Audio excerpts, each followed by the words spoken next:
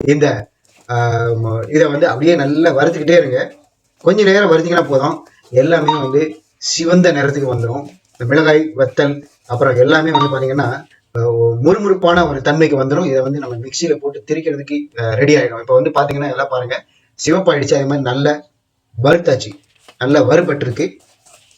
அதுக்கப்புறம் நம்ம வந்து இதை மிக்சியில போட்டு ஆற வச்சுட்டு மிக்சியில போட்டு திரிக்கணும். இந்த இட்லி மிளகாய் பொடி திரிக்கும் போது கடையிலலாம் வந்து பாத்தீங்கன்னா ரொம்ப பவுடர் மாதிரி இருக்கும், கோதுமை மாவு மைதா மாவு மாதிரி பொடியாக்கி மாவு மாதிரி ஆக்கி வச்சிருப்பாங்க. அப்படி வறுக்க கூடாது. எப்பயுமே வந்து திரிக்கும் போது கொஞ்சம் நரநரப்பா திரிக்கணும். அப்பதான் வந்து இட்லி மிளகாய் பொடி வந்து இட்லியிலையோ தோசையிலையோ போட்டு சாப்பிட்றதுக்கு டேஸ்டா இருக்கும். அதே சமயத்துல கொஞ்சம் கரகரம் முறுமுறுன்னு கடிப்படணும். அப்போதான் வந்து அது நல்லா இருக்கும். நிறைய பேருக்கு அப்படி இருந்தாலும் பிடிக்கும்.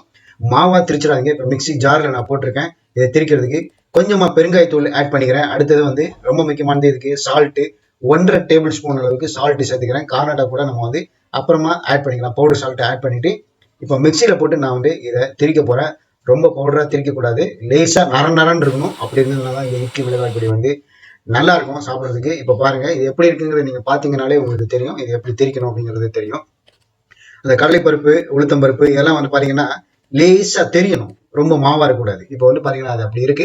இதே மாதிரி நீங்களும் செய்து பாருங்க. இந்த இட்லி மிளகாய் பொடியை நான் டேஸ்ட் பண்ணி பார்த்தேன், சும்மா சொல்லக்கூடாது, செம்ம டேஸ்டா இருக்கு. ஏன்னு கேட்டீங்கன்னா இதுல நம்ம நிறைய இன்கிரீடியன்ஸ் சேர்த்திருக்கோம். வேர்க்கடலை, பொரிக்கடலை, ப்ரௌன் கொண்டக்கடலை சேர்த்திருக்கோம், பாசி பருப்பு எல்லாத்தையும், கடலைப்பருப்பு உளுத்தம்பருப்பு எல்லாத்தையும் நல்லா வறுத்துட்டு அதில் சேர்த்திருக்கோம், மிளகு கூட சேர்த்திருக்கோம். அதனால இது வந்து டேஸ்டா இல்லாம இருக்கவே இருக்காது. இதை நீங்க வீட்டுல கண்டிப்பா ட்ரை பண்ணி பாருங்க, சூப்பரா இருக்கும். வீட்டுல எல்லாருமே விரும்பி சாப்பிடுவாங்க. ஒரு தடவை இதே மாதிரி பண்ணிட்டீங்க அப்படின்னா அடுத்தடுத்து நீங்க இதை மிஸ் பண்ணவே மாட்டீங்க. இதே மாதிரி நீங்க செய்து இட்லி மிளகாய் பொடி செய்து சாப்பிடுவீங்க. இதனுடைய அளவுகள் வந்து நான் வந்து டிஸ்கிரிப்ஷன்ல கொடுக்குறேன். இதே மாதிரி நீங்க செய்து பார்த்து நம்ம வீடியோ பதிவுகளை கமெண்ட்களை தெரிவிங்க.